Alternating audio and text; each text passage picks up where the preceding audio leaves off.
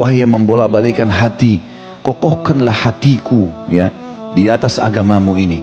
Sampai pernah Nabi SAW ulangi terus doa itu. Aisyah bertanya, ya Rasulullah, kenapa anda baca doa ini terus? Artinya bukan Aisyah memungkiri doa, tapi beliau mengatakan, kenapa anda berdoa begini terus, sementara anda siapa, sudah diampuni dosa anda yang lalu dan akan datang.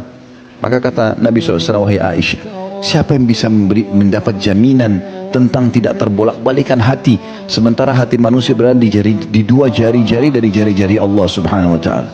Bisa saja orang subhanallah tiba-tiba berubah. Itu Nabi saja, apalagi kita, gitu kan?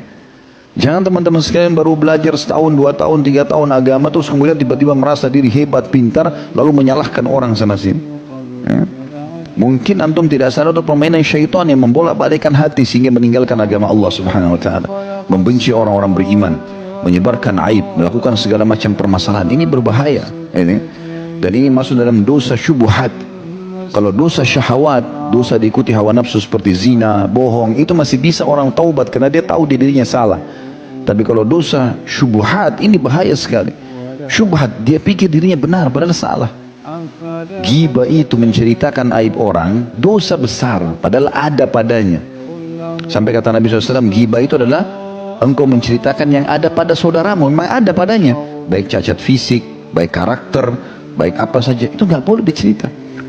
Kalau tidak ada jadi fitnah, maka itu diharamkan dalam Islam. Tapi banyak orang di majelis ilmu tidak sadar kalau dia sedang berbuat dosa besar itu. Dia pikir dia sedang ada di masjid, dia sudah mulai multazim, sudah mulai ada jenggot, sudah mulai sholat. Ternyata dia terjerumus dalam dosa yang berat. Ya. Saya ingatkan kembali teman-teman, hati-hati, karena banyak orang begitu berbolak-balik menjadi musuh, tadinya sahabat dekat, hanya karena hawa nafsu syaitan yang masuk kepada dia dan dosa syubhat ini. Kata Nabi SAW, riba 73 tingkatan. Tingkatan yang paling rendahnya seperti orang berzina dengan ibunya sendiri. Berat sekali. Lalu kata Nabi SAW, dan tingkat tertingginya 73 adalah setara dengan mencoreng kehormatan seorang muslim atau menceritakan aibnya. Kalau kita tidak tahu jangan bicara. Kalau kita tahu pun nasihati dia baik-baik, kemudian kita diam.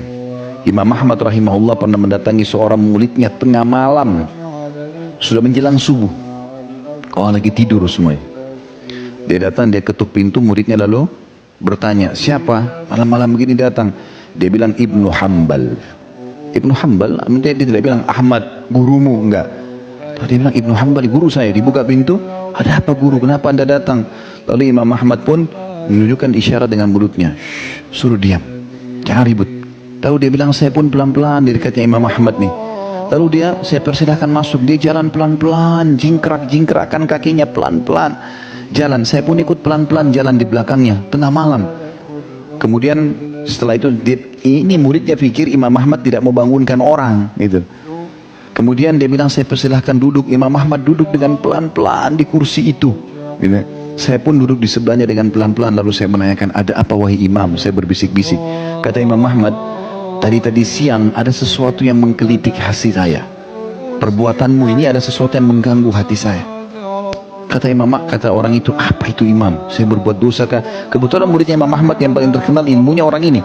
Orang ini sangat luar biasa, setiap hari nulis hadis, setiap hari hafal, sampai Imam Ahmad izinkan dia buka halaqah. Ya sudah boleh isi pengajian. Maka kata Imam Ahmad, tadi siang saya lewat di majelismu, kau sedang mengajarkan murid-muridmu, kau berada di bawah pohon, murid-muridmu diterik matahari. Maka jangan kau lakukan itu. Kalau mereka panas, kau panas. Kalau kau ternaungi, mereka ternaungi, gitu kan? Maka kata Imam Ahmad, itu saja yang saya mengingatkan kepada kamu. Lalu Imam Ahmad, kata muridnya ini, jazakallah khair. Imam Ahmad keluar dengan pelan-pelan, jingkrak lalu pergi. Apa kata para ulama? Imam Ahmad melakukan ini karena dia ingin menasehati saudaranya muslim hanya berdua dan tidak ada yang tahu. Begitu loh caranya, polanya. Bukan ribut sana sini, akhirnya menunjukkan dirinya hebat dan seterusnya, ini bahaya. Ya.